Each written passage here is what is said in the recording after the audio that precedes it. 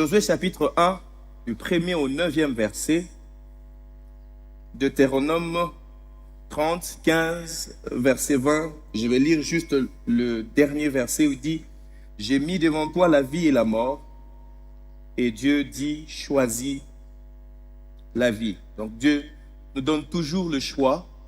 Dieu ne nous impose pas, mais il nous montre que tu peux faire ce que tu veux, mais voici moi ton créateur, ce que j'ai prévu pour toi. Et si tu choisis cette direction, voici les choses qui vont s'attacher à ça. Parce que j'ai mis devant toi la vie et la mort. Je te laisse la possibilité de choisir ce que tu veux vivre. Ecclésiaste chapitre 3, le verset 1, la Bible dit, il y a un temps pour tout. Il y a un temps pour tout. Ésaïe 43, 18, 19, le verset qui dit, j'ai fait une chose nouvelle, ne la connaîtrez-vous pas?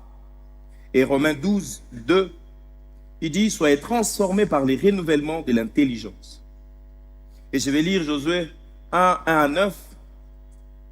Après la mort de Moïse, serviteur de l'Éternel, l'Éternel dit à Josué, fils de Nun, serviteur de Moïse, Moïse, mon serviteur, est mort. Maintenant, lève-toi, passe ces Jourdains, toi et tous ces peuples, pour entrer dans le pays que je donne aux enfants d'Israël. Tout lieu qui foulera la plante de votre pied, je vous les donne, comme je l'ai dit à Moïse. Vous aurez pour territoire depuis le désert et le Liban jusqu'au grand fleuve, le fleuve de l'Euphrate, tout le pays des Essiens et jusqu'à la grande mer vers le soleil couchant. Nul ne tiendra devant toi tant que tu vivras.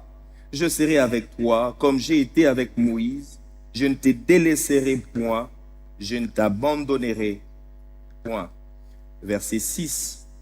Fortifie-toi et prends courage, car c'est toi qui mettras ces peuples en possession du pays que je t'ai juré, que j'ai juré à leur père de leur donner. Verset 7. Fortifie-toi seulement et aie bon courage, en agissant fidèlement selon toute la loi que Moïse, mon serviteur, t'a prescrite. Ne t'en détourne ni à droite, ni à gauche, afin de réussir dans tout ce que tu entreprendras. Verset 9. Que ces livres de la loi ne s'éloignent point de ta bouche. Médite le jour et nuit pour agir fidèlement selon tout ce qui est écrit. Car c'est alors que tu auras du succès dans tes entreprises. C'est alors que tu réussiras. Verset 9. Ne t'ai-je pas donné cet ordre? Fortifie-toi et prends courage. Ne t'effraie point et ne t'épouvante point, car l'Éternel ton Dieu est avec toi dans tout ce que tu entreprendras. Les sujets, comme vous avez vu sur les visuels, c'est quoi le sujet? Repositionnement spirituel. Désolé, je suis déjà dans le texte que j'allais lire, on parle de renouvellement. Repositionnement spirituel. Il est très important, alors que nous sommes en train de finir l'année, il nous reste quelques jours pour attaquer déjà l'année 2026. Mais il est important, dans notre marche durant tous ces 12 mois, de pouvoir faire une pause et de se poser des bonnes questions et se repositionner et réajuster les choses qu'il faudrait réajuster pour avancer avec le Seigneur. 4 motivations pour les buts de cette prédication, de ces messages. Première motivation, c'est nous préparer spirituellement ou préparer spirituellement l'Église à la transition entre 2025 et 2026. Ce n'est pas les 31 qu'on va se préparer pour transiter, c'est maintenant. Même dans des entreprises qui sont structurées, ils font des évaluations, des rapports, ça ne se fait pas les 31, mais ça s'est fait déjà à partir du mois d'octobre et faire des projections pour l'année prochaine. Et je pense aussi, quand nous lisons ces textes, il dit, tout ce que tu entreprendras, c'est que la vie aussi, c'est un peu comme une entreprise, c'est une forme de gestion. Et à chaque moment, nous devons être en mesure de nous préparer, d'évaluer, de voir, ok, qu'est-ce que nous avons déjà fait, qu'est-ce qu'on a mal fait, qu'est-ce qu'on doit réajuster, qu'est-ce qu'on doit améliorer pour l'année qui vient. Deuxième motivation, c'est sensibiliser chacun à l'importance de discerner les saisons dans sa vie. Il est très important. Je demanderai aux médias de me donner le texte de Romains chapitre 12, on va lire le premier et les seconds versets, et je vais lire dans la version Parole vivante de Alfred Cohen, la version dynamique. Il y a beaucoup plus d'explications, mais j'aimerais d'abord commencer ici. C'est Paul qui parle. Quand vous lisez le chapitre 12, vous regardez le livre de Romains, c'est le livre qui parle sur la foi.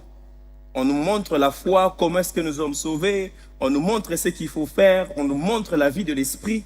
On nous montre aussi comment est-ce que le Seigneur, il s'est adressé aussi à Israël dans le chapitre 9, le chapitre 10, le chapitre 11. Et dans le chapitre 12, c'est un peu un manuel de comment devrait être notre vie chrétienne. Comment est-ce que nous devons commencer?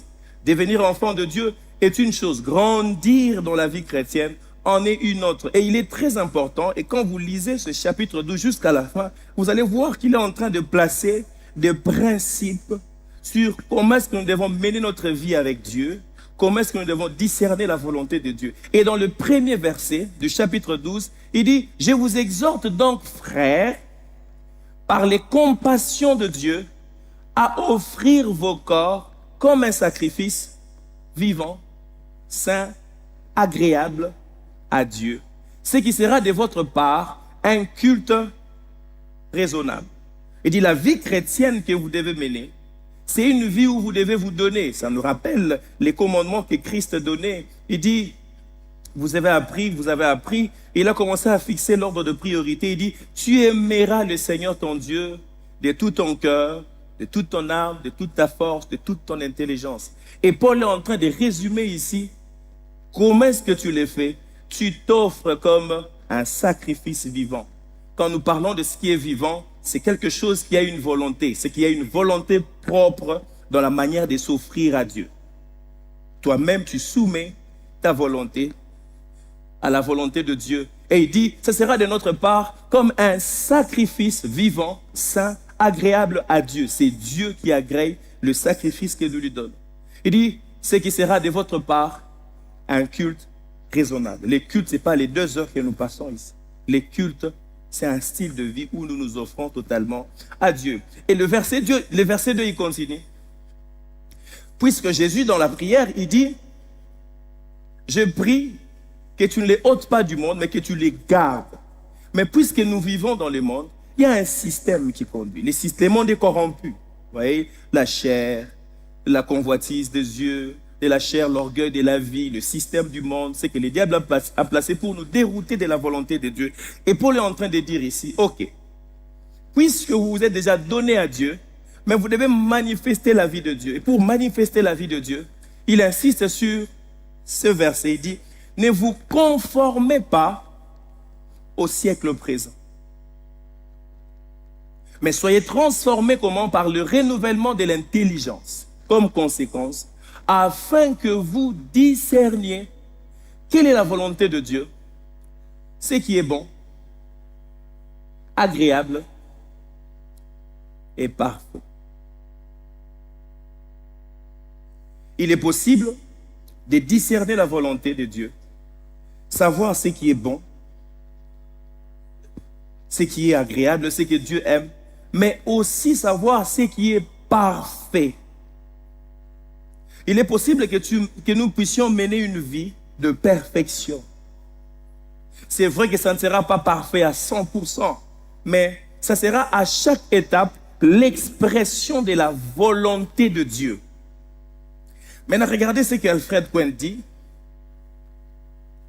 Romains, chapitre 12.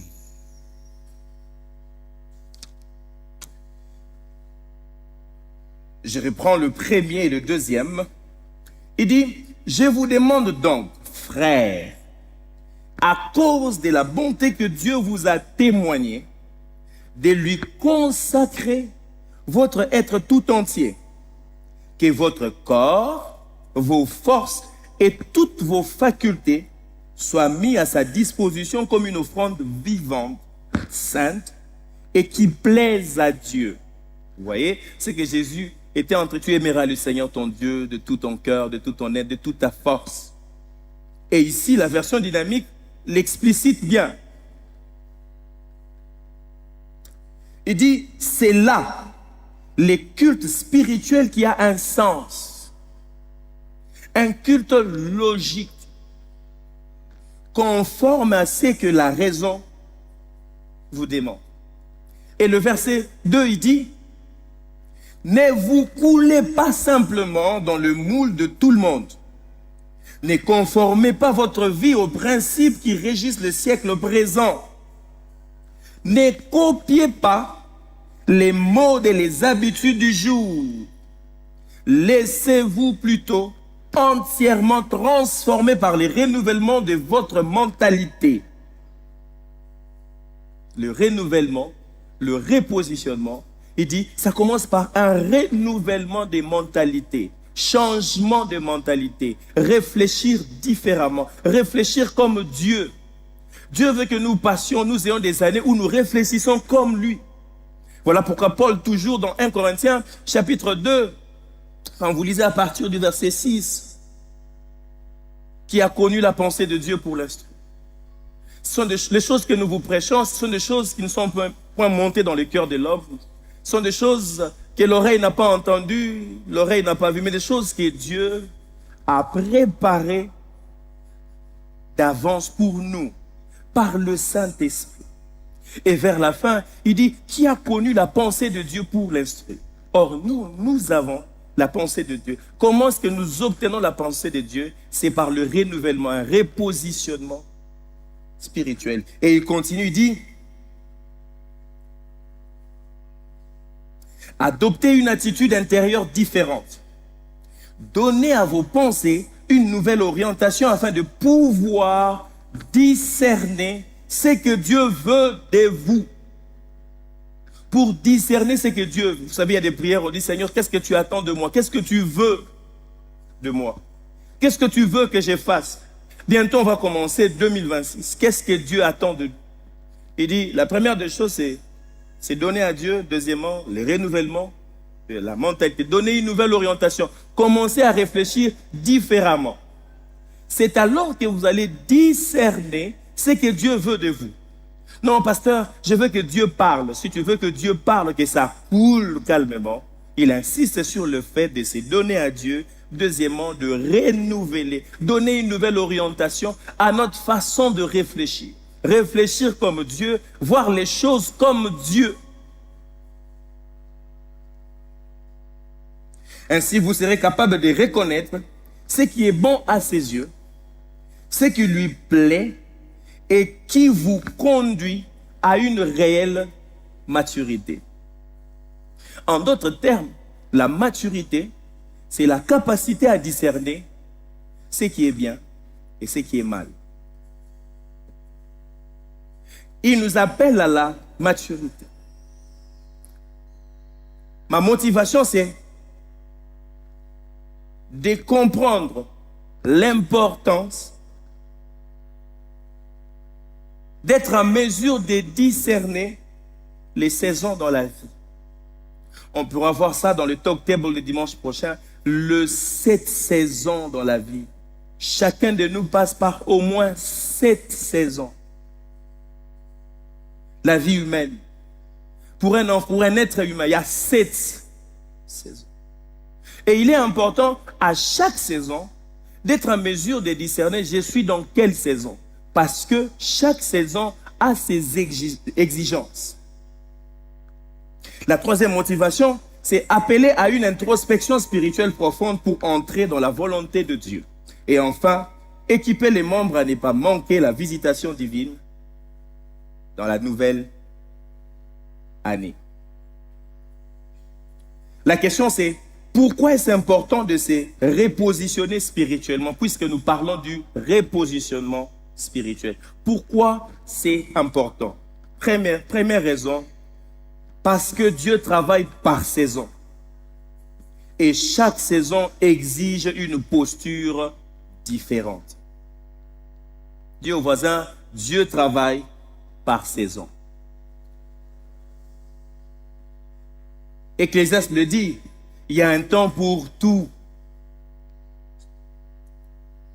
Il y a un temps où tu dois étudier, c'est une saison. Il y a un temps où tu dois travailler, il y a un temps où tu dois te reposer. Et Dieu travaille avec nous par saison. Et chaque saison a ses exigences. Il y a des gens, des fois, qui forcent certaines choses dans une saison à laquelle Dieu ne t'attend plus dans ça. Ce qui fonctionnait dans une saison peut devenir un fardeau dans une autre. Et c'est simple de découvrir si tu es dans la saison ou pas. On va aller voir les dimanches prochains. Savoir, 2026, c'est une saison qui va s'ouvrir, c'est une porte qui s'ouvre. Mais quelle est la posture qu'il faudrait avoir? Quelle est l'attitude intérieure qu'il faudrait avoir? Quelles sont les choses que tu dois faire pendant cette saison? Le repositionnement t'aligne à ce que Dieu fait maintenant, pas ce qu'il le faisait hier. Deuxième raison, pourquoi est-ce important de se repositionner spirituellement?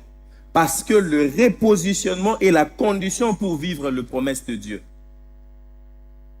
Il y a des gens ici, nous tous ici, nous avons reçu des promesses de Dieu. Mais c'est comme si on commence à dire, Seigneur, dans quelques jours, l'année va finir. Ça viendra quand? Et pour se consoler comme tout Congolais, Nzambe, azan Nzambe ya nzombo le soir. Pour nani Nzamba cause Nzamba stress. Or, Dieu sait que le stress détruit notre corps. Comment est-ce qu'on peut se dire, non, même Dieu en dernière minute, mon Rédempteur s'élèvera les derniers. Des fois, on interprète mal le texte. Nos propres bêtises. Et à la fin, on pense que Nzamba zara Nzamba nzombo le soir. Non, Nzamba zara pe atongo.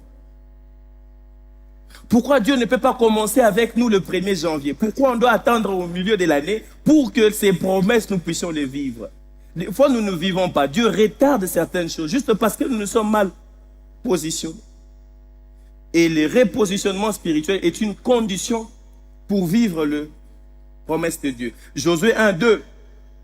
Dieu, il finit avec Moïse. Et ce jour-là, il dit à Moïse, tu vas aller prier, tu vas présenter Josué, c'est lui qui va continuer l'œuvre à ta place. C'est lui qui va prendre le bâton de commandement, c'est lui qui amènera le peuple Israël dans la terre promise, la terre que j'ai promis à leur père. Mais quand Dieu a commencé à parler avec Josué, il voulait changer sa position. Vous savez, la première position que nous avons quand nous devenons avec le Seigneur, c'est la position d'enfant de Dieu. Il dit, ok, nous sommes bénis de toutes sortes de bénédictions spirituelles. Oh, nous sommes tous bénis, alléluia. Que je te bénisse ou pas, c'est que par position, tu es déjà béni. Des fois, par condition, on ne voit pas cette bénédiction.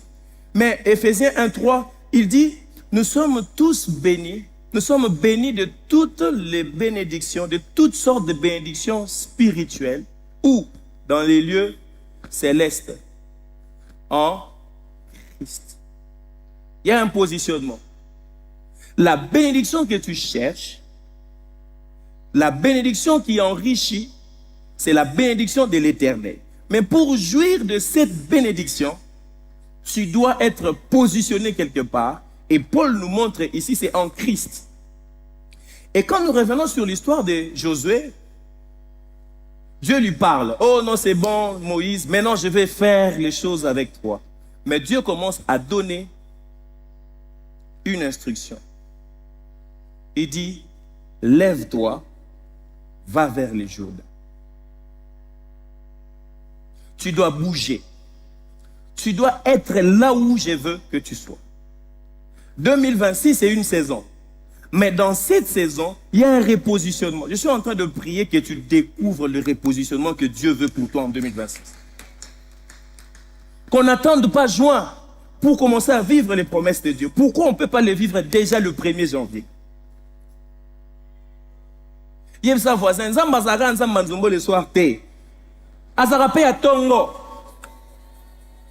regardez ce qu'il dit dans le psaume. Il dit, c'est en vain que vous vous levez tôt et vous vous couchez tard et vous obtenez le pain de la douleur. Mais Dieu donne aux siens pendant qu'ils sont encore sous leur couche. Donc,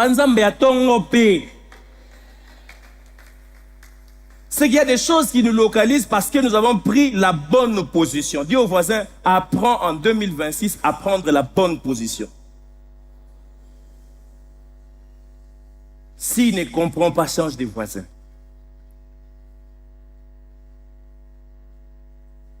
Dieu ne déverse pas les nouveaux sur des bases anciennes. Il y a des gens qui vivent certaines années, une nouvelle année, en étant nostalgiques. Ah, ces années-là. Il y a même des chrétiens qui ont 30 ans, 40 ans dans la foi. Nous, quand on avait commencé, vous là, vous êtes jeunes, l'enthousiasme. Pourquoi tu n'as pas fini jusque-là? Parce que des fois, on vit notre vie chrétienne sur base des anciennes expériences. Et Dieu ne veut pas que nous puissions vivre comme ça. Sans repositionnement, on reste dans le passé, alors que Dieu a déjà ouvert la porte de demain. Troisième raison, parce que la désobéissance ou l'inertie spirituelle peut nous faire rater notre saison. La désobéissance ou l'inertie spirituelle, la léthargie spirituelle, la désobéissance peut nous faire rater notre saison. Nous savons que pendant la saison sèche, bon, chez nous la saison sèche, on ne sait plus, c'est la température, c'est la fraîcheur, on ne sait plus. Et on a des saisons sèches où il fait 30 degrés. Mais les anciennes saisons sèches, on savait qu'on avait des 14 degrés. Moi, je me rappelle en 2003, il y avait les nuages. Je me rappelle ces jours-là quand on roulait. On avait du mal à rouler à vive allure parce qu'il y avait les nuages qui étaient descendus. Tout ça. Et on sait qu'à chaque saison, la saison va arriver. Mais quand tu n'appliques pas le principe de la saison, tu sentiras comme si cette saison est en train de te maudire et en train de te faire du mal. Il y a certains qui diront, ah, 2025, vraiment, c'était pas facile. C'est comme si 2025 t'a fait du mal. Or, c'est la saison que Dieu a faite. Et cette saison devait être pour nous un sujet de joie. Mais pour certains, quand tu lui poses la question, comment a été 2025? Ah, 2025, c'était pas facile. Est-ce que Dieu peut te faire entrer dans une saison pour que ça soit pas facile pour toi? Je ne pense pas que ça, c'est Dieu. Parce que ce qu'il renouvelle chaque matin, c'est sa bonté et sa grâce. C'est sa faveur qu'il renouvelle. Et s'il nous donne une autre année par sa grâce, c'est que c'est une autre opportunité pour que nous puissions jouir de ses faveurs, de ses opportunités. Alléluia. Mais des fois, nous ratons notre saison par désobéissance ou l'inertie spirituelle. Luc chapitre 19, le verset 44. C'est Jésus qui parle, il dit, « Vous ne m'avez pas reconnu dans les temps où je vous ai visité. » Il pleure pour Israël. « Oh Israël, tu viens de rater ton temps de visitation. » Et il y a des gens comme ça, qui, ça allait, mais par manque de discernement, il a raté une saison de sa vie. Chaque année est une saison pour que tu fasses la différence.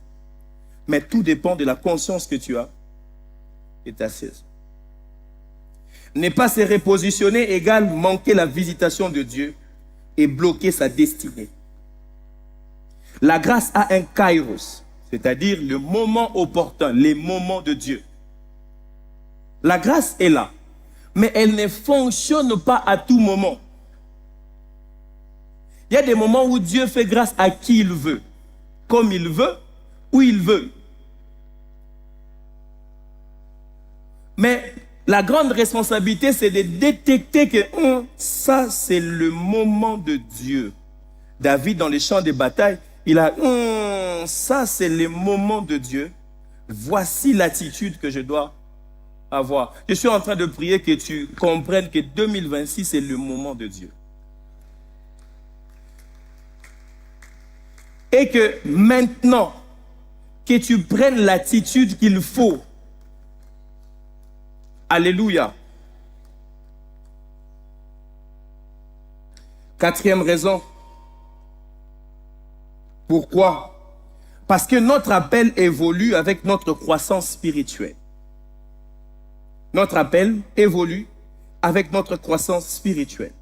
La croissance spirituelle, ce n'est pas quelque chose de spontané, c'est quelque chose que nous décidons de devenir matures dans les choses de Dieu. Mettez-moi 1 Corinthiens chapitre 13, le verset 11.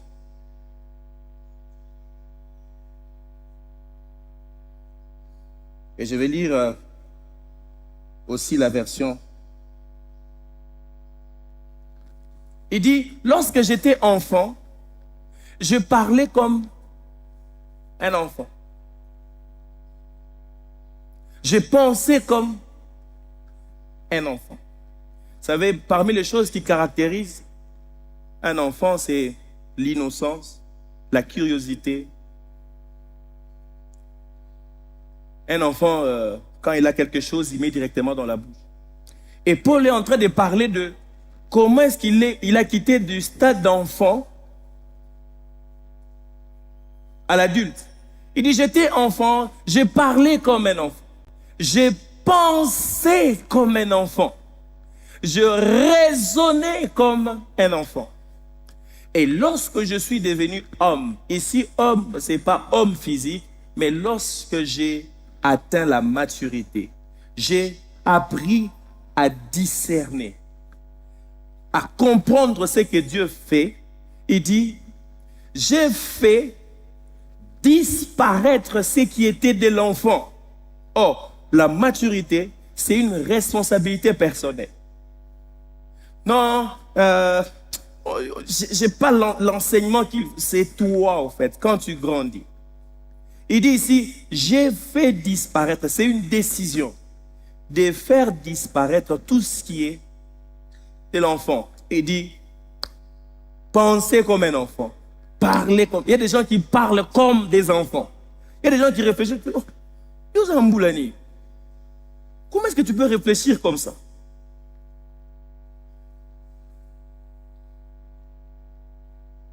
Raisonner comme un enfant.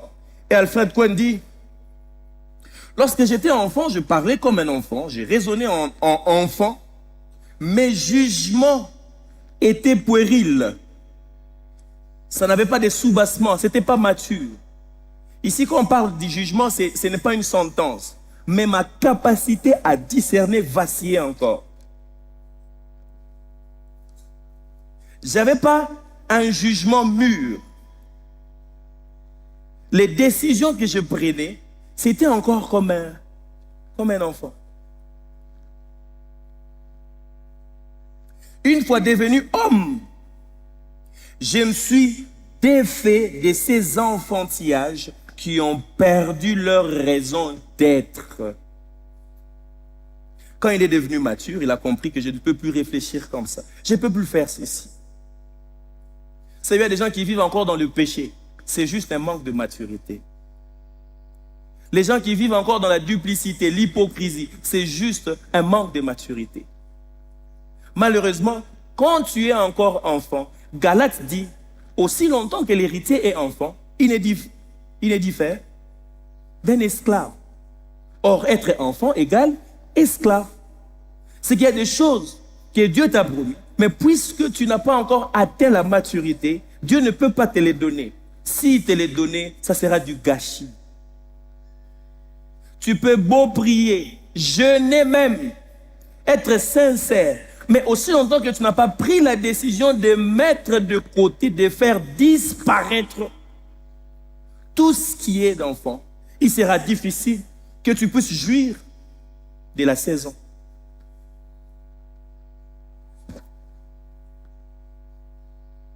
Alléluia. Je parle à quelqu'un, j'espère. De toute façon, tu me regardes là.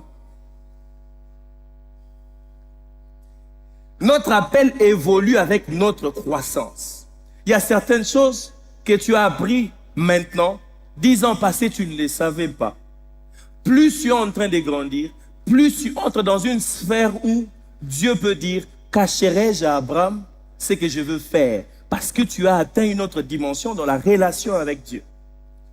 Moi, je suis aîné chez nous. Quand j'ai grandi ici, il y avait certaines choses que je faisais liées à l'âge. Et il y avait certaines conversations. Vous savez, quand on est encore ado, on veut découvrir certaines choses. Et mes conversations avec mes parents, c'était « donne-moi, je vais faire ceci ». Et surtout, quand on avait une mauvaise fréquentation, on mentait pour qu'on nous donne de l'argent. À chaque fois qu'on avait l'argent, c'était pour faire des bêtises. Mais plus j'ai grandissé, j'ai senti que la nature de mes conversations avec mes parents avait changé. C'est quand on parle à venir. Et Dieu cherche des gens avec qui, en 2026, il peut parler à venir.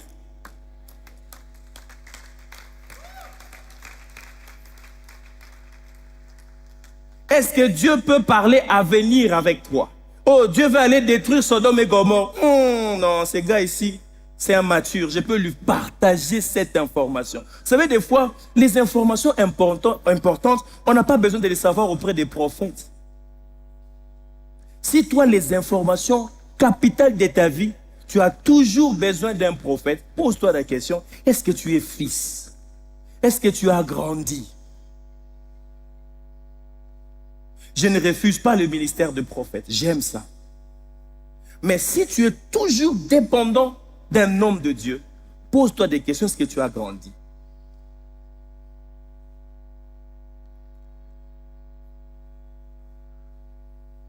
Alléluia. Dis au voisin, ne rate pas la saison qui vient. Et Dieu veut collaborer avec toi. Dieu veut bâtir les futurs avec toi. Voilà pourquoi il a sorti Abraham de la maison de son père. Il dit, sors, je vais bâtir les futurs avec toi. Je vais commencer quelque chose avec toi. Je suis en train de prier que le Seigneur ne te fasse pas seulement sortir de 2025, mais qu'il te fasse entrer dans une saison où il veut commencer quelque chose avec toi.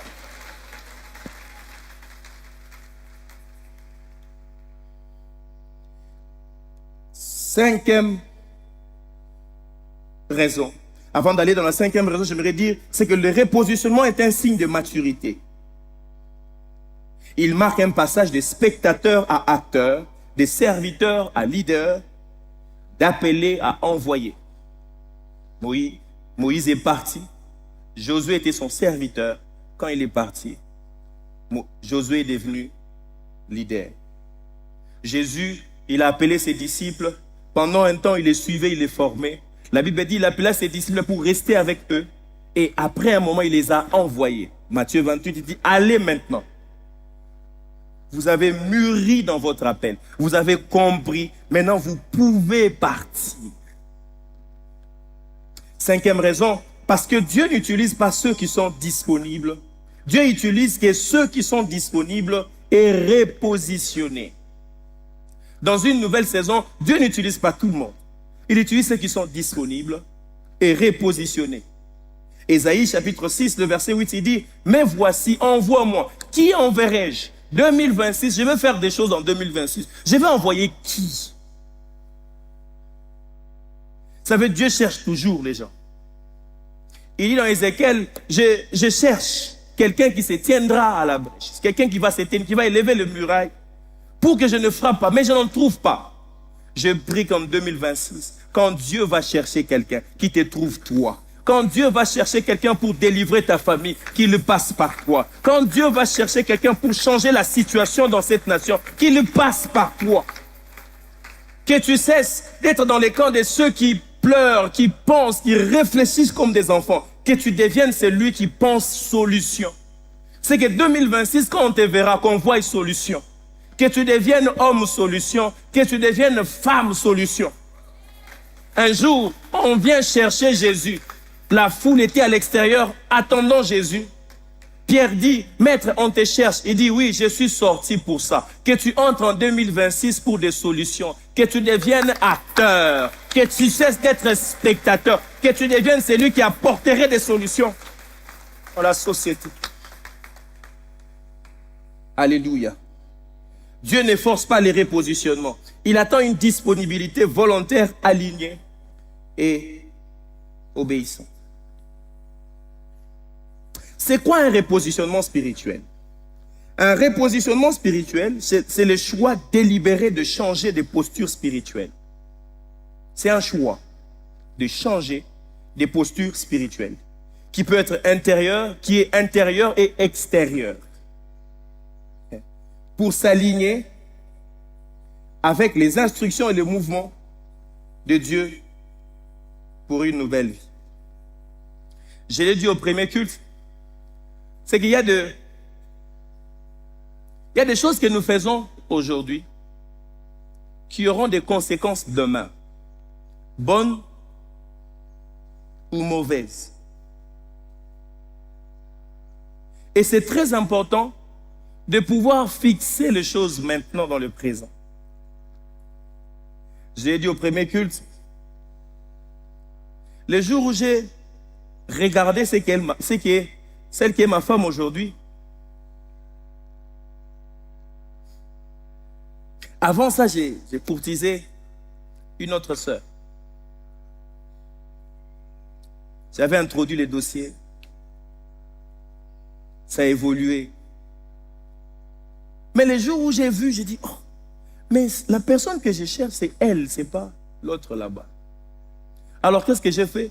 Je me suis rassuré de retirer mon dossier.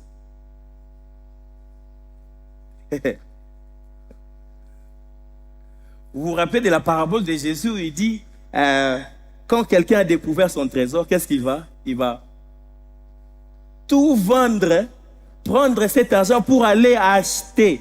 Moi, j'avais fait ça. Frère, il faut faire ça. Il ne faut pas être au bureau, tu regardes d'abord cette sœur-là, à l'église aussi, tu regardes cette sœur à la chorale, et puis quand tu regardes dans les quartiers, non, il y a un jongler dans nous. Écolia yo yaya. Jure et capoté. Au mieux, tout n'a vraiment. Je suis allé, j'ai vu la sœur, je sais, c'était dans une retraite, on s'est assis, j'étais juste comme ça, elle était à ma droite. Je commençais à parler, je dis, en tout cas, pardonne-moi, je pense que ce que je t'avais dit là, j'aimerais qu'on arrête. J'aimerais vraiment qu'on garde une bonne relation. Et c'est là où on reprend la position du grand frère et elle reprend la position de la petite sœur. J'aimerais vraiment qu'on soit grand frère, petite sœur. Donc, c'est fini. Et plus j'ai commencé à voir clair dans ma vie, là où le Seigneur m'a mené, j'ai dit, il y a des choses que j'ai fait dans le passé, je dois corriger. Je suis allé voir toutes mes ex. Ah. Soit dans la salle, à quoi témoigner. J'ai en tout cas, vraiment, la manière dont on s'était séparés, tout ça là, vraiment, pardonne-moi, tu vois, j'ai déjà commencé une nouvelle vie. J'aimerais vraiment que ma vie avec le Seigneur, ça puisse vraiment aller, tout ça. Yo frère, au bois qui sa sœur, au sundola epe kakabongo, au kenda no makamusus. Et demain, après demain, bah, il va comment s'embêter là? Après, il va combat vie sur la ndani. Au kanga ba porte bien té. Et sa frère wana kanga ba porte. Mon gars, merci pasteur. Sœur, arrête de jongler les frères. Et le jour où on voit tu vas prédoter, le frère se dit, ma sœur en Christ, mais ça va être moins sérieuse. A Kena na restaurant, à Liambo, on a un cadeau, on a sombelé téléphone, on a saboué. Et comme il dit, comme Walibala, on a commencé à prédoter. Après, à l'acte.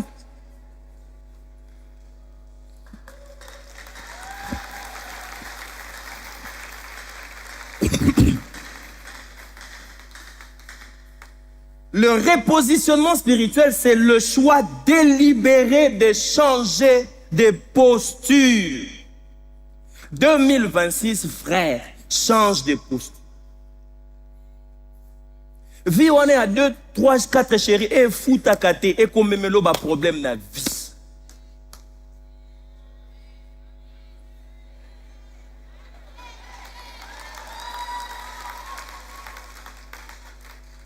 À un moment de ma vie, j'ai dit que je vais essayer un peu ceux qui ont 2, 3, 4 copines.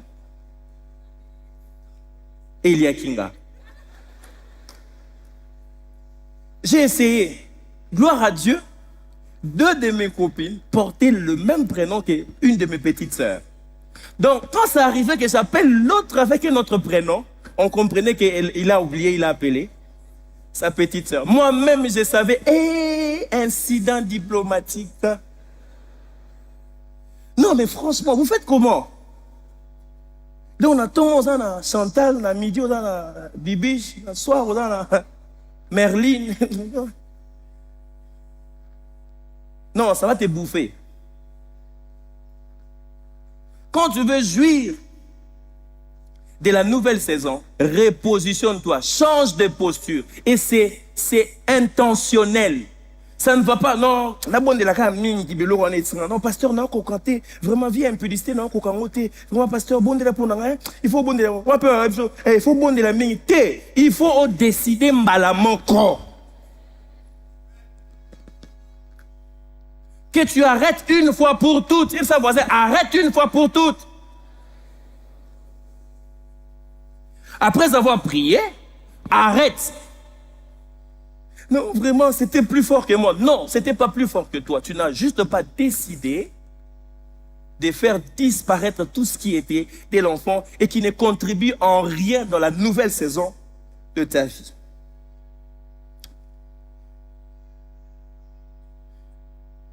Le repositionnement spirituel, c'est revenir à Dieu, abandonner ce qui bloque et obéir à la voix de Dieu. Revenir à Dieu, abandonner ce qui bloque et obéir à sa voix. Nouvelle saison. C'est quoi parce que nous voulons nous repositionner pour la nouvelle saison qui commence. Une nouvelle saison, c'est une période déterminée par Dieu pour une œuvre particulière. Une période déterminée par Dieu. Le kairos de Dieu. Les moments opportuns. Et 2026 est le moment opportun pour toi et pour moi. Chaque année est un moment opportun pour faire la différence. Si 2025, tu n'as pas su faire la différence, c'est pas grave. Mais 2026 qui s'annonce ici, c'est une année où tu dois faire la différence. Parce que c'est le moment opportun.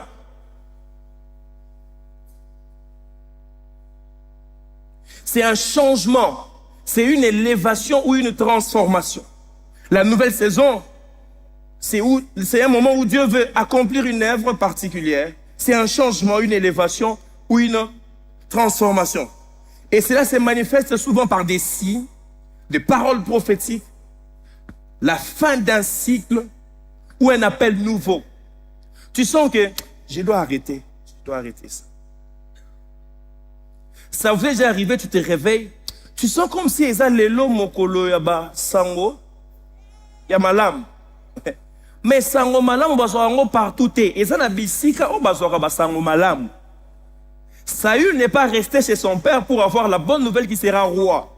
C'est que par l'Esprit de Dieu, Dieu l'a conduit quelque part. C'était le langage de Dieu. Les circonstances, les années de son père se sont perdues. Mais dans les plans de Dieu, Dieu l'a tiré petit à petit pour qu'il soit au bon endroit, pour recevoir la bonne information et pour qu'il ait l'attitude qu'il fallait pour la nouvelle saison qui s'est présentée dans sa vie. Je suis en train de prier 2026 que tu sois au bon endroit. Tu rencontres des bonnes personnes qui te donneront la bonne information pour saisir la saison qui se présente dans ta vie.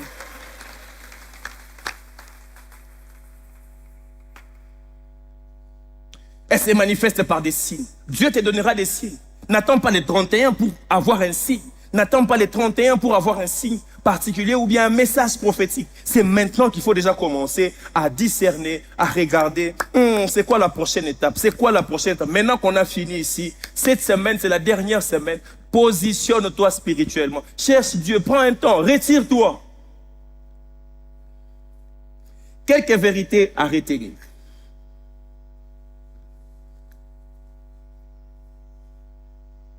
La première vérité à savoir sur la saison, c'est que toute nouvelle saison commence par une parole de Dieu. Toute nouvelle saison commence par une parole de Dieu, un rhéma de Dieu. Chaque année, chacun de nous reçoit une parole. Tu sens que cette année, tu mets l'emphase sur tel texte. Tu mets l'emphase sur, non, ces jours-là, la déclaration qu'on avait dit, ces jours-là, les songes que j'avais faits, c'est comme si ça reste dans mon esprit. Je me rappelle, on était à Rhema Worship. C'était une saison où c'était chaud. Et on était encore trop jeunes et on s'est cherché. Et un jour, j'étais fatigué d'aller à Rhema Worship. J'ai dit, en tout cas, faire un Rhema Worship pour y avoir un mouvement. Et un jour, j'ai fait un rêve. Et c'est dans ces rêves-là qui a changé mon attitude quand j'allais à Rhema Worship. On ne nous payait pas. Il n'y a pas de salaire. Mais j'avais vu la fin. Et j'ai changé complètement mon attitude. Là où j'ai murmuré, je ne murmurais plus. J'ai commencé juste à suivre. Parce que je savais que ma réussite était sur ces chemins. Je ne savais même pas qu'un jour on se retrouvera à Fil, la cité d'exaucement. Mais dans mon rêve, je suivais les docteurs à Thompson. Il y a beaucoup de choses à l'intérieur que j'ai vues. Et je suis resté. Dieu m'avait parlé. Je ne suis pas allé voir un prophète. Je me posais juste de bonnes questions. C'est en 2013. Je me posais juste de bonnes questions. Et Dieu m'a parlé dans un songe. Et j'ai gardé ces songes. Et ça, la bande mosusu nzamba kopesaka yo. Po ayebisa yo bisika ozokende me. Poko makuna eza attitude na yo.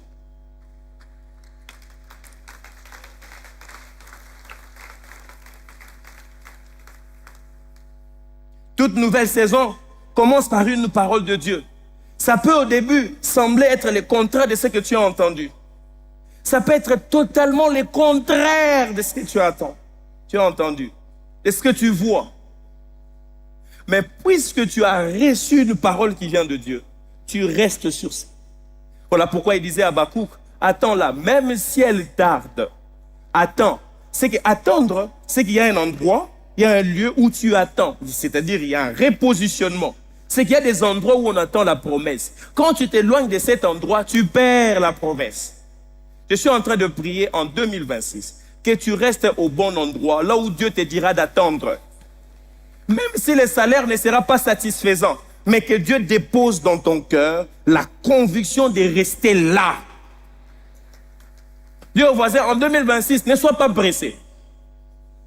Il est possible que Dieu t'ait dit autre chose. Dieu montre à Joseph, il avait à peine 17 ans. Il lui montre le gerbe qui se plie, la lune, le soleil. Mais juste après, on verra ça en janvier, dans la nouvelle série. Juste après, c'était le calvaire qu'il a vécu. Je prie, peu importe ce que tu verras, que tu restes attaché à la parole de Dieu. Que tu restes attaché à ce que Dieu t'a dit. Dieu dit à Josué, lève-toi. C'est la parole de Dieu. Lève-toi.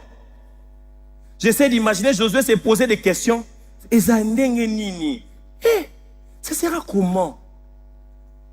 J'ai vu pendant 40 ans comment est-ce que Moïse a souffert avec ses peuples.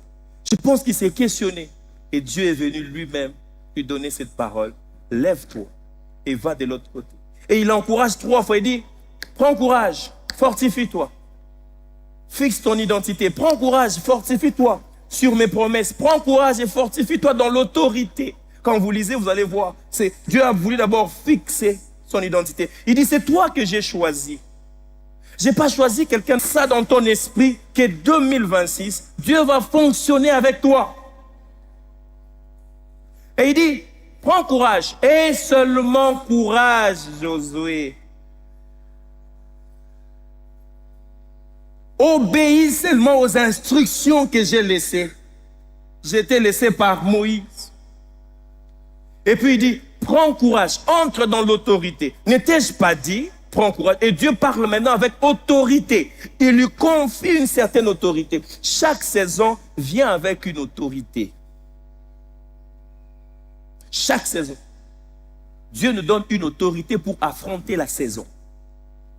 C'est cette autorité qui va t'imposer. C'est cette autorité que Dieu lui a donnée, qui lui a imposée devant les enfants d'Israël. Les gens qui ont fait souffrir Moïse. Mais Josué a eu l'attitude qu'il fallait pour amener les enfants d'Israël dans la bonne direction. Je prie 2026 que Dieu te donne l'identité qu'il faut, les instructions qu'il faut et l'autorité qu'il faut pour que tu affrontes ta saison. Deuxième vérité à savoir, c'est que le repositionnement spirituel est une réponse volontaire à un appel divin. Une réponse volontaire à un appel divin. Dieu va toujours t'inviter. Mais tu dois répondre volontairement.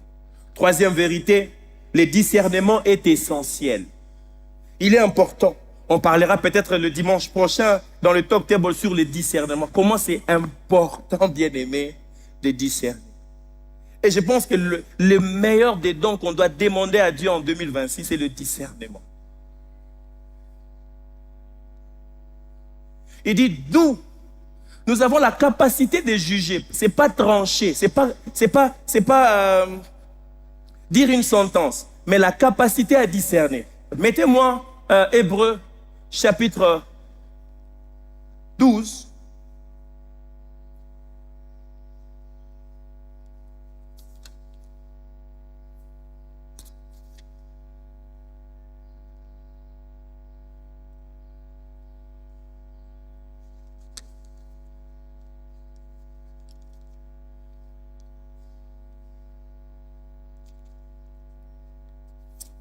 Hébreux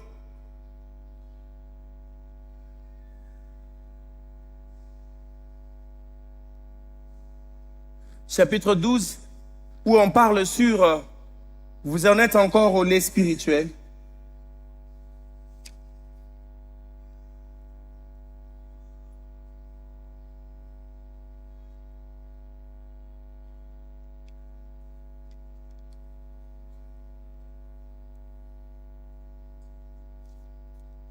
Désolé.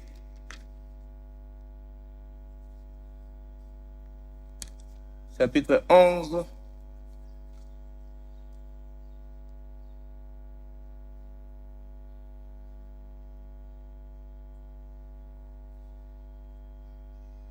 Je vais d'abord lire le premier verset.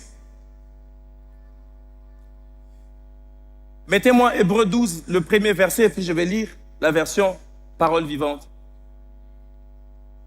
Nous donc aussi, puisque nous sommes environnés d'une si grande nuée de témoins, rejetons tout fardeau et le péché qui nous enveloppe si facilement et courons avec persévérance dans la carrière qui nous est ouverte.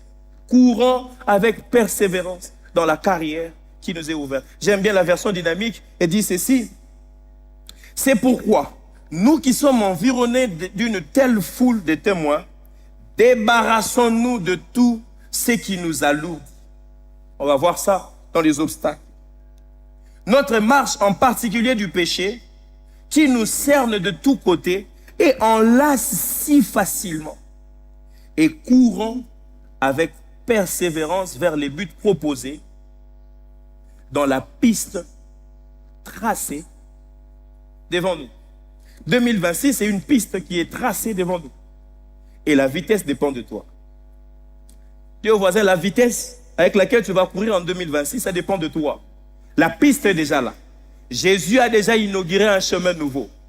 Donc c'est à toi d'accélérer. Je ne sais pas si tu vas faire 240 à l'heure, 180 à l'heure, 300 à l'heure, mais c'est toi-même qui vas déterminer la vitesse avec laquelle tu vas courir en 2026. Si tu veux aller à 30 à l'heure, c'est toi. Si tu veux aller à 150 à l'heure, c'est toi. C'est déjà une piste que Christ a tracée. A tracée pour nous. Alléluia. Discerner, c'est important. Quatrième, il faut abandonner l'ancien pour recevoir le nouveau. Quatrième vérité, il faut abandonner l'ancien pour recevoir le nouveau.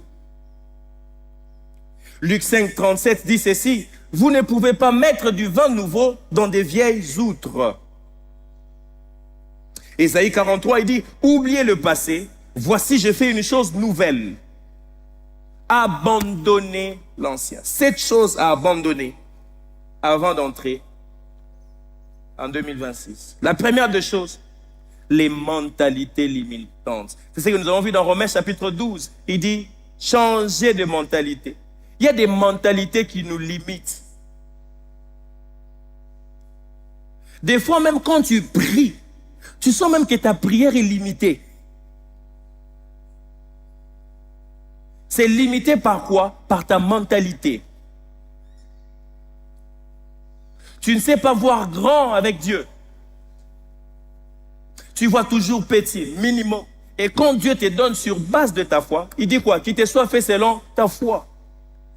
Grande est ta foi, grands seraient les résultats que tu vas voir avec Dieu. Et la première des choses qu'il faut abandonner, c'est la mentalité limitante, l'esprit de peur. Toi, tu as toujours peur, l'esprit de défaite. Quand tu commences quelque chose, tu as déjà la mentalité que « simba nangote ». Quand tu penses ça, Proverbe dit, tu es le fruit, les résultats de tes pensées. Ce que tu vis là, c'est ce qu'il y a dans ton cœur, c'est ce que tu rumines dans ton cœur.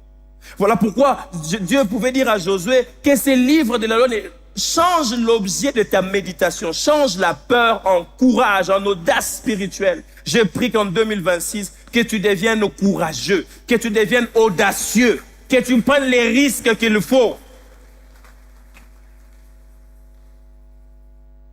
Change les mentalités de comparaison, arrête de te comparer aux autres. Tu as ton couloir à toi. Chacun de nous, dans la vie de sa destinée, a son couloir. Et ce couloir-là est vide. Ce n'est même pas les diables qui bloquent le couloir. Ce sont tes pensées qui sont limitantes, qui bloquent ton avancement. Ne vois pas toujours les sorciers. Vois toi-même. J'aime toujours dire, le problème de Dieu, c'est l'homme. Quand il voit Gédéon, je ferai ceci. So famille zanga kombo pena osani. Est-ce que nous avons besoin de famille zanga kombo pour nous saler là yo? Et bon kombo na ngeza na Yahweh l'Éternel. Si tu n'as pas de famille, tu as une famille qui n'a pas de nom. Jésus devient ton nom. Si dans ta famille il n'y a pas de personnes qui peuvent te recommander, Jésus te recommande. Il te rend recommandable. Si on va demander, non, on a besoin de 5 ans d'expérience. Jésus a fait une expérience à la croix de Golgotha et il a inauguré un chemin nouveau. Je prie qu'en 2026, que tu vois tout obstacle comme opportunité que Dieu créera pour toi. Si Dieu t'a fait sortir en Égypte, c'est qui va t'amener dans la terre promise. Ce n'est pas la mer rouge qui va l'empêcher de pouvoir continuer. Cette mer rouge sera une opportunité pour que tu vois la grandeur de Dieu. C'est lui qui a fait la promesse. Il est fidèle jusqu'à son accomplissement. Arrête de te considérer petit. Considère-toi grand en Dieu. Parce que tu es appelé pour des grandes réalisations. Alléluia. Les projets que tu n'as jamais commencés en 2026 commencent. Ne néglige pas les faibles commencements. N'attends pas un gros financement. Le peu que Dieu mettra sur ton chemin, il te fera rencontrer avec des gens. Tu rencontreras quelqu'un qui a les moyens. Toi, tu auras la matière grise. Vous allez fusionner et tu verras la grandeur de Dieu. Là où il y aura des limites, sache que Dieu te donnera un Aaron. Là où tu auras des difficultés pour parler, il dira, je ferai de toi Dieu devant Pharaon et Aaron sera ton prophète. Dieu mettra des gens autour de toi qui parleront en ta faveur. Si toi tu ne sais pas te défendre, tu ne sais pas parler, Dieu va se rassurer. N'est-ce pas, il dit que c'est lui notre défenseur. Quand tu te présenteras devant cette situation, Dieu lui-même prendra ta défense. Alors, arrête de dire que je suis seul. Avec Dieu, c'est la majorité. 2026, c'est l'année de la majorité. La voix de Dieu qui va compter au-dessus de toutes les voix.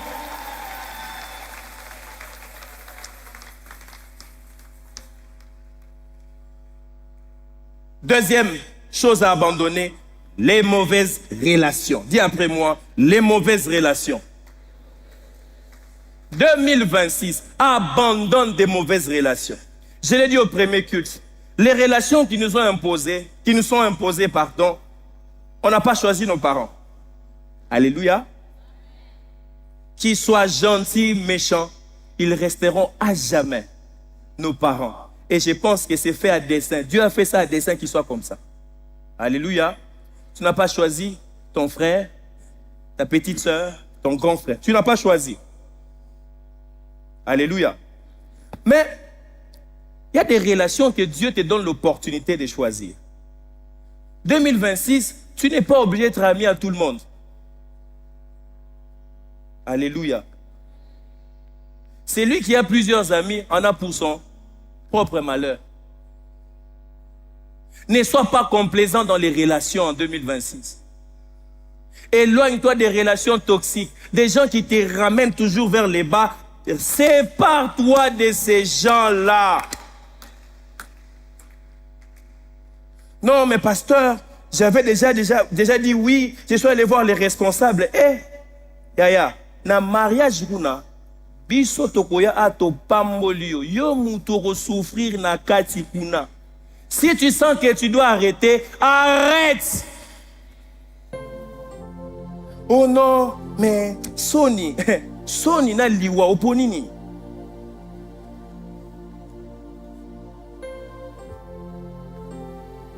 Il y a des amis que Dieu nous donne pour une saison.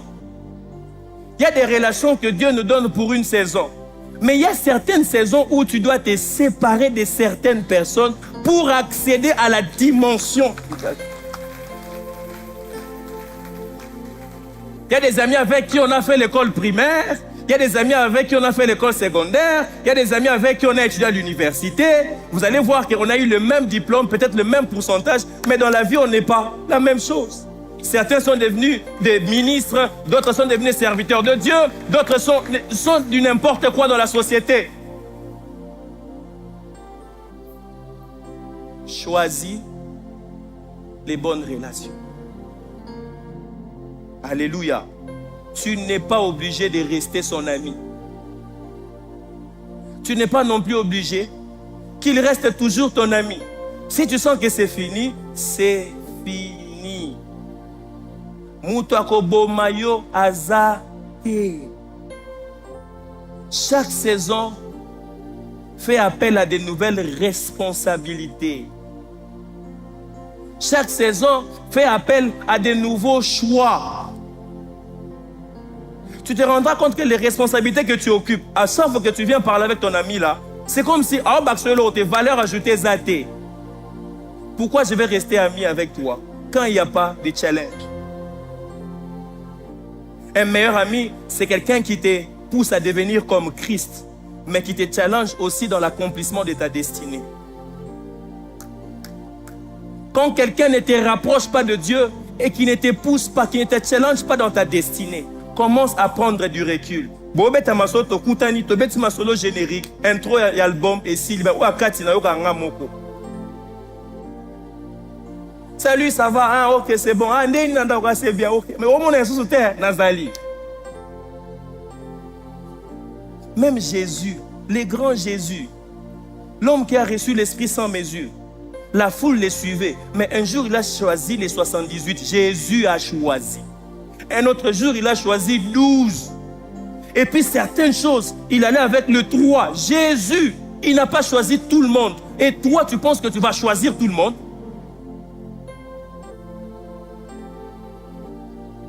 Dis au voisin, abandonne les mauvaises relations. Les mauvaises relations, ce n'est pas forcément les relations qui te conduisent vers le péché, mais qui n'aboutissent à rien.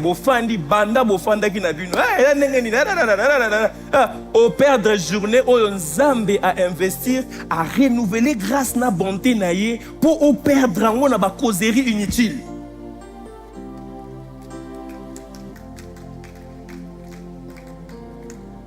Dis au voisin, maximise ton année 2026. Abandonne les amitiés toxiques. Abandonne les influences paresseuses. Abandonne des fréquentations qui t'éloignent de Dieu. Abandonne des relations charnelles qui freinent ta sanctification.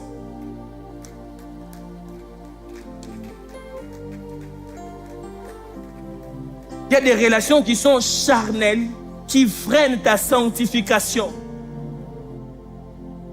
qui ne gardent plus tes pensées pures. 1 Corinthiens chapitre 15 verset 33 dit, les mauvaises compagnies corrompent les bonnes mœurs. 2026, choisis ta compagnie. Ne subis pas une relation. So mutu aboyi na oye, afanda aboyo afanda na ye ko force na yo te zela wana eza ya yo soki aboyi nzamba kokuta nisona mutu mususu liboso. Toi avance dans ton appel, avance dans tes dons, développe-toi, deviens meilleur. Joseph séparé de sa famille, ça ne l'a pas empêché d'atteindre son potentiel. Ce n'est pas parce que les gens te refusent que ça va t'empêcher d'atteindre ton potentiel. Le chemin reste toujours ton chemin. Et si tu cours, tu arriveras jusqu'au bout de ce que Dieu a prévu pour toi. 2026, cours avec ceux qui vont courir avec toi. Marche avec ceux qui vont marcher avec toi.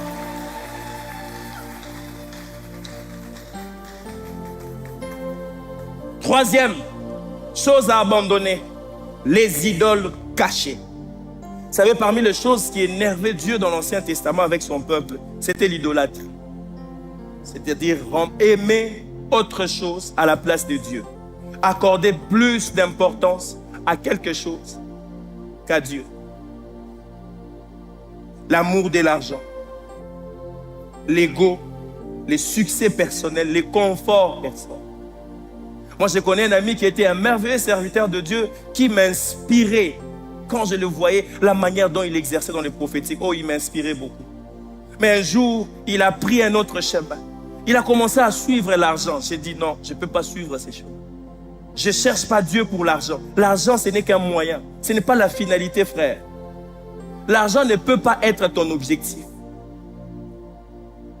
L'argent, ce n'est qu'un moyen. Dieu peut te donner sans argent.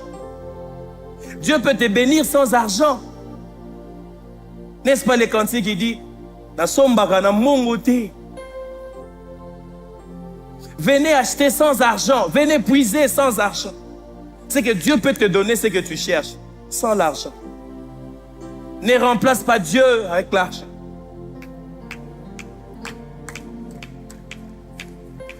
L'ego personnel, ça, Dieu résiste à ça. Il dit, il résiste aux orgueilleux et il fait grâce aux humbles.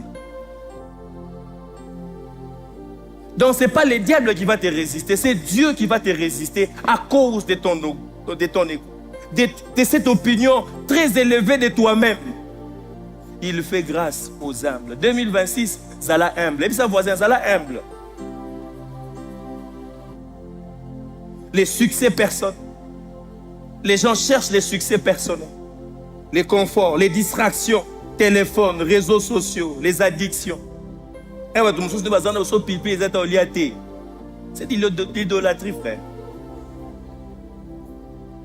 Non, on a so pili yate. O la musi moi si on a buta ko le pili pili. Frère, on a lié kaka foufou. Soya web sangai, pasteur, il y a la msanga na 2 ans la melega foufou. Eh bien frère, il y a cause idolâtre.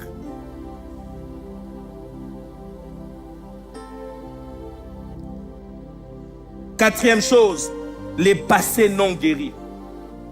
Ce sont des choses à abandonner. Les offenses, les amertumes, les blessures non traitées. Les blessures intérieures nous empêchent.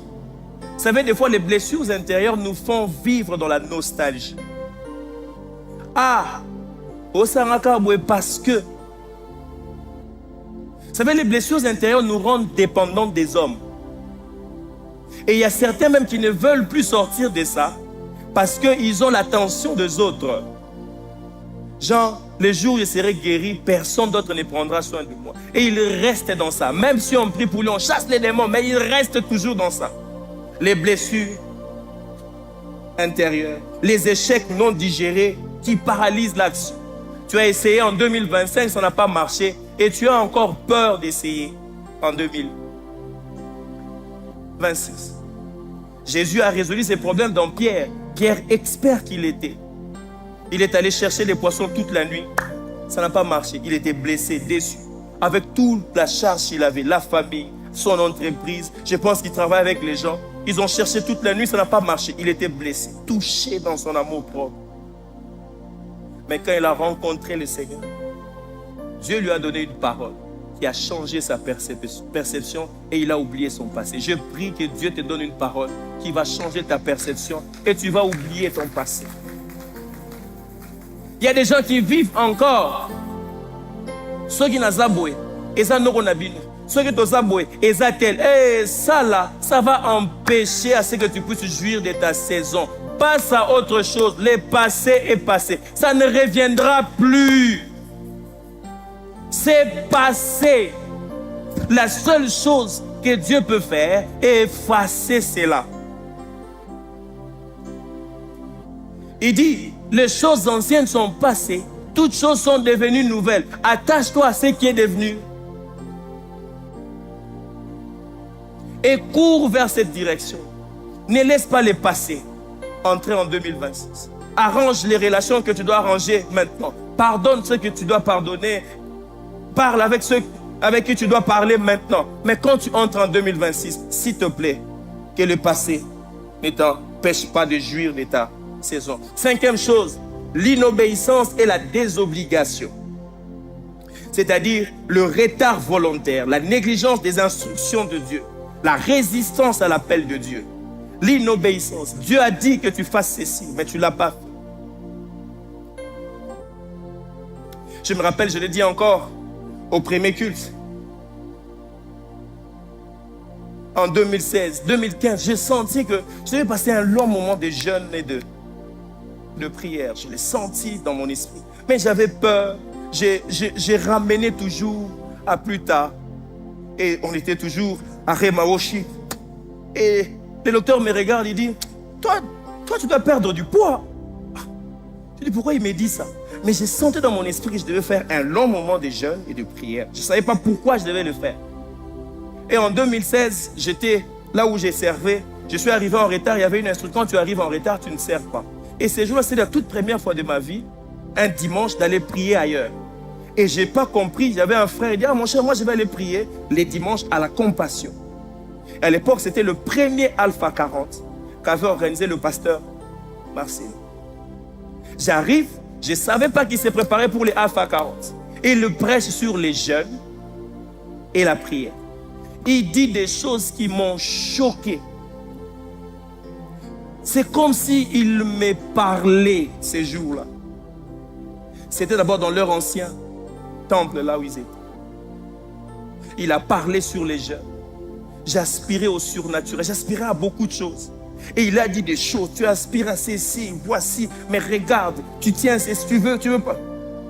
Et quand il a lancé l'appel, je suis passé, je me suis mis à genoux, j'ai dit, je ne sais pas comment est-ce que je veux faire, de passer un long moment de jeûne comme ça. J'ai fait 40 jours de jeûne et prière, et à l'époque, on ne prenait que la bouillie le soir. Et j'avais perdu 26 kilos. J'ai fini le jeûne. Le mois de mars, je devais aller faire la prédote. Imagine comment est-ce que j'étais. J'aime plus regarder ces photos-là. Tu es mort. je ne savais pas que Dieu me préparait pour autre chose. Oui,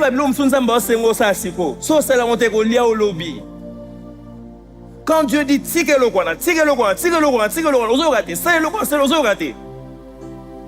il connaît, il est déjà allé dans ton futur.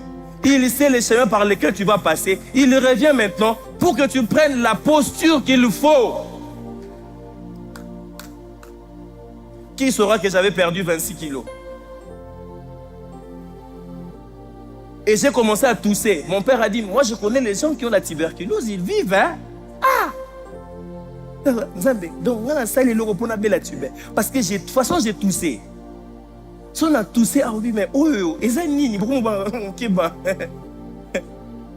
je suis allé même faire les examens, c'était négatif. Et j'avais développé l'hémorroïde aiguë. J'avais même peur de dormir la nuit parce qu'à chaque fois que je dormais, j'ai transpiré. Tous mes habits étaient mouillés. J'ai commencé à avoir peur de dormir parce que mon corps commençait à se désaltérer. Et je me rappelle, c'est l'une de mes sœurs, quand j'ai toussé, elle a prié pour moi. Instantanément, j'étais guéri.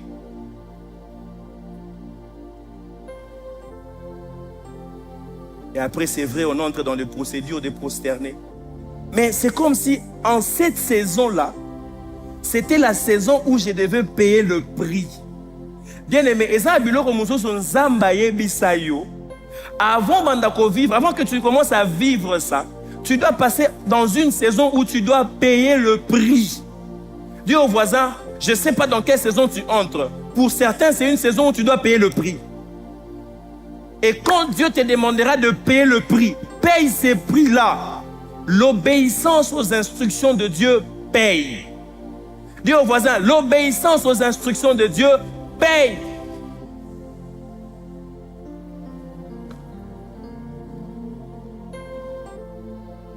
Sixième, les compromis spirituels, la double vie. Arrête avec la duplicité. La tolérance du péché. Les insensibilités à la conviction du Saint-Esprit. Le petit péché, les péchés mignons là. Que tu dis, pasteur, où est-ce vraiment faiblesse?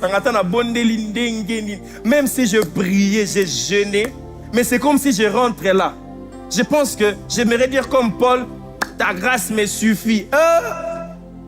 Non. Les compromis spirituels vont t'empêcher. Il faut les abandonner. C'est les contrôles et les besoins de tout comprendre. Les contrôles et les besoins de tout. Toi, tu veux tout comprendre avec Dieu. Laissez Dieu diriger même sans tout comprendre. Il y a des choses que tu ne comprends pas. Tu ne comprendras pas. Tu ne comprendras jamais. Mais Dieu attend seulement que tu fasses quoi? Que tu obéisses. Vous savez, la première fois qu'on est allé à l'école, on ne savait pas que c'était un jour pour que tu puisses quand même agencer quelques mots en français. On était contre. Moi, je me rappelle, en 3e primaire, on m'a pris un instructeur. J'ai dit, non, moi, je connais déjà tout. Année, on a pourcentage, on a ça là. Les parents savaient qu'à tel stade, il faut qu'il y ait un instructeur pour toi. À tel stade, il faut que tu apprennes ceci. À tel stade, ils savaient. Même quand tu ne comprends pas, quand Dieu te demande de faire quelque chose, quand Dieu te fait parcourir dans un chemin, accepte, obéis parce qu'il sait. À la fin, tu diras que Dieu avait raison. Ne cherche pas à tout comprendre. Dis à vos voisins, en 2026, ne cherche pas à tout comprendre. Laisse Dieu diriger. Laisse Dieu te conduire. Même quand tu ne comprends pas, dis Seigneur, j'ai essayé 3 fois, ça n'a pas marché. J'ai essayé, c'est la 3e relation, j'ai gardé la pureté, mais ça ne marche pas. J'ai essayé les programmes là pour aller étudier à l'étranger, ça ne marche pas. J'ai essayé ceci. Ok, c'est bon, Seigneur, j'ai essayé. Je ne comprends pas. Je viens. 2026, je viens, je suis là. Fais ce que tu veux. J'ai plus besoin de comprendre. Dieu, on ne le comprend pas, mais on apprend à les connaître. Si tu cherches à comprendre Dieu, tu vas te perdre. C'est-à-dire, tu cherches à maîtriser Dieu. Mais tu peux le connaître par une expérience personnelle. Et Dieu peut te faire passer dans des circonstances qui vont t'aider à te rapprocher encore de lui. Abandonner la logique humaine pour la foi. Ne t'appuie pas sur ta propre intelligence. Proverbe 3, verset 5. 5e chose, les repositionnements diffèrent et différents des émotions ponctuelles. mais c'est une décision suivie d'obéissance. C'est-à-dire, il y a des fois, nous prenons des décisions avec émotion. On ne tient même pas compte que, est-ce que j'ai vraiment pris une bonne décision? La Bible dit que c'est un danger pour un homme de prendre un engagement sacré à la légère. Vaudrait mieux pour lui de ne même pas prendre cet engagement que de le prendre et de regretter plus tard. Quand nous venons, l'engagement que tu as pris de devenir enfant de Dieu, prends ça au sérieux. L'engagement que tu as pris de suivre le Seigneur, prends ça au sérieux. Ce n'est pas une émotion. Je vais m'arrêter par ce troisième point. Pendant ces temps de repositionnement, Dieu fait quoi? Lui là, il fait quoi Dieu? La première des choses, il parle. Dis au voisin, Dieu parle. Il parle. Il dit cependant, Dieu parle tantôt d'une manière, tantôt d'une autre. Il parle par des songes, des visions. Pendant que nous sommes endormis dans le profond sommeil, il nous parle. Je suis en train de prier que Dieu parle. Que Dieu te parle. Je ne sais pas comment il va le faire. Ce sera par un songe, mais qu'il impose cela. Il dit quand il parle, c'est pour nous éviter des erreurs. Je suis en train de prier que l'année prochaine, que tu fasses moins d'erreurs dans ta saison. Que tu saisisses la pensée de Dieu. Que tu saches, que tu sois en mesure de discerner la volonté de Dieu. Tout ce qui t'a empêché d'entendre la voix de Dieu, je suis en train de prier que ces choses soient ôtées sur ton chemin et que tu entendes la voix de Dieu. Il parle par des paroles prophétiques. Il parle par des circonstances. Il parle par sa parole. Dieu utilisera tous les moyens pour parler. Il peut même utiliser un film pour te parler. Il peut même utiliser un fou pour te parler.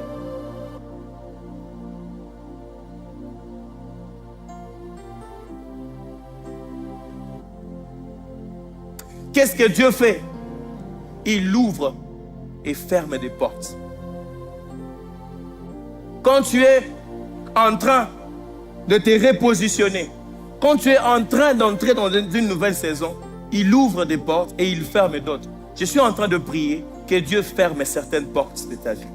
Les portes inutiles, les portes qui t'ont fait perdre le temps, que Dieu les ferme et qu'il ouvre d'autres portes. Car il dit, j'ouvre devant toi une nouvelle porte que personne ne pourra fermer. Je suis en train de prier 2026 soit une année où Dieu va ouvrir des portes. Les portes dans les affaires, les portes dans le ministère, les portes dans le mariage, les portes dans la maternité, les portes dans le voyage, les portes dans le succès, les portes dans tout ce que tu seras en train de faire.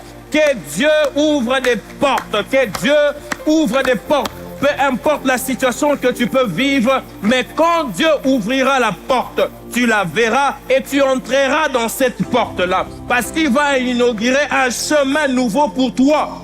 Que ça ne se fasse pas en juin, mais déjà maintenant, que Dieu te montre la porte dans laquelle tu vas entrer.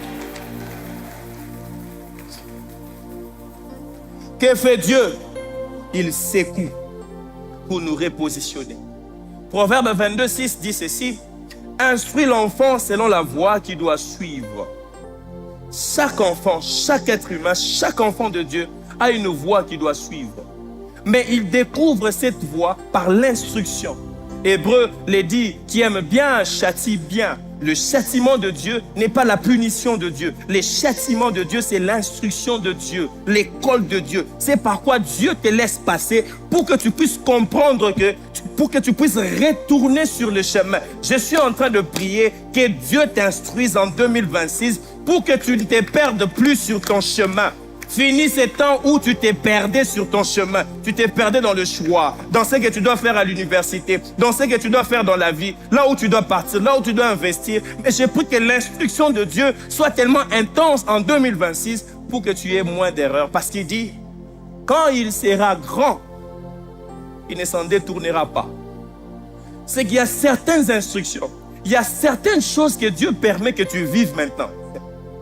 Moi, je disais dernièrement à mon père, il y a des choses que je ne ferai jamais dans ma vie, même si on mettait $1 million sur la table. C'est falsifier la signature de quelqu'un.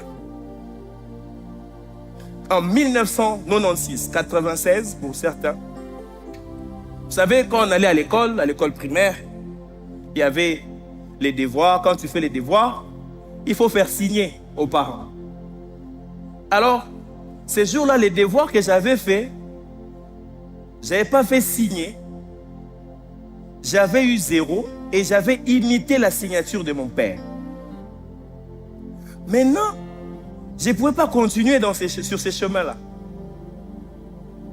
Alors quand j'ai fait les devoirs, je suis allé montrer mon père parce qu'il devait signer. Alors quand il regardait, il a vu sa signature. Mais il s'est rendu compte que ce n'est pas lui qui a signé. Il pose la question, qui a fait ça? En toute sincérité, honnêteté exige, j'ai dit, c'est moi. Quand j'ai fini de dire c'est moi, ces jours-là, j'étais chicoté. Il n'aime pas que je raconte ça, mais c'est une leçon que j'ai appris. Et ces jours-là, mon père m'a tellement chicoté, je suis sorti, je suis allé me cacher sous la voiture. Il m'a cherché toute la parcelle, il ne m'a pas vu. Il est entré dans la chambre, j'ai dit, ah, beau, ça n'est que là. J'ai entré dans la chambre, j'ai dors. Eh, parce que maintenant, on a fait mon goût.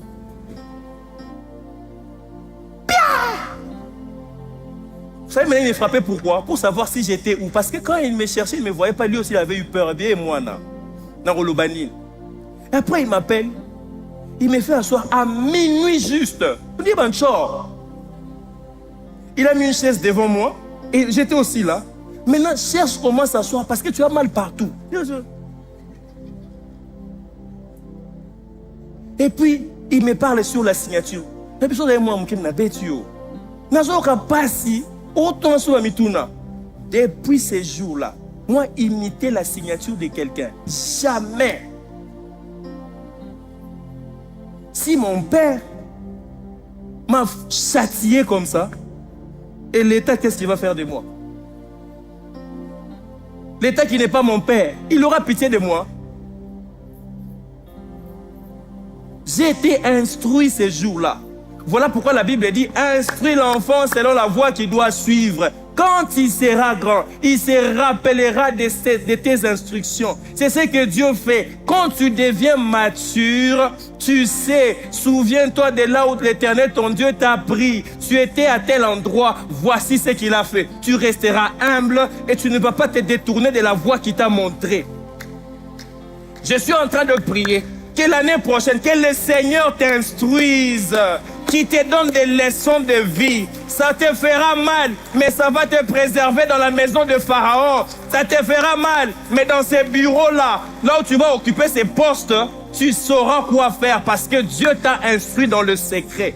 Ne refuse pas. Accepte l'instruction de Dieu. Dis au voisin, accepte l'instruction de Dieu. Alléluia. La dernière des choses qu'il fait, il émonde, il le prépare et il active. Mettez-moi Jean 15, le premier verset. C'est le dernier texte.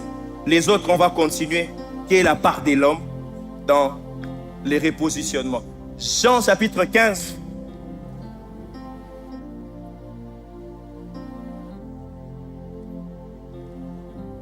Il dit, je suis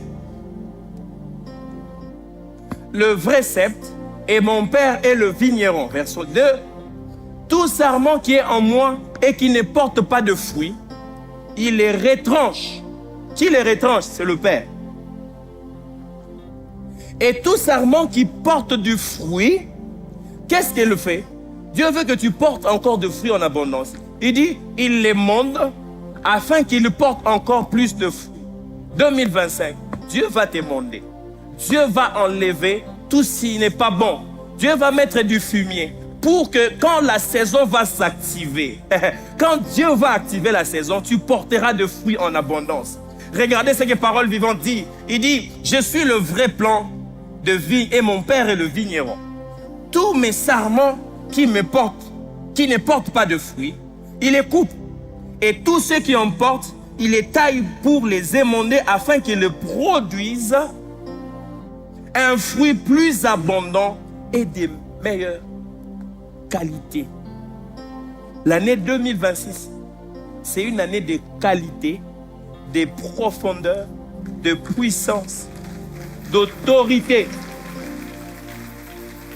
Tu produiras des fruits qui demeurent. Tu produiras des fruits de qualité. Tu en produiras en abondance. puisque l'année prochaine, c'est l'année du développement, Dieu va te développer. Tu deviendras un arbre qui va abriter d'autres arbres sous toi.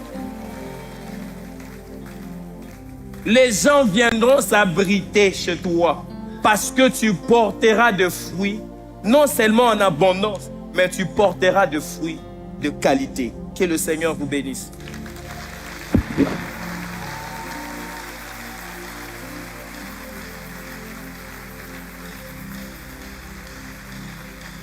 J'aimerais pendant quelques minutes, je ne sais pas quel sujet donner, mais toi-même regarde. Tu veux te repositionner donc. Si tu sens que tu as besoin d'un repositionnement, tiens-toi debout et commence à prier. Juste, donne-nous quelques minutes. Ce que nous faisons, c'est très vital pour l'année prochaine. N'attends pas que le 31, ça commence maintenant. Et commence à parler à Dieu. Commence à parler à Dieu. Repositionne-toi avec Dieu. Parle à Dieu.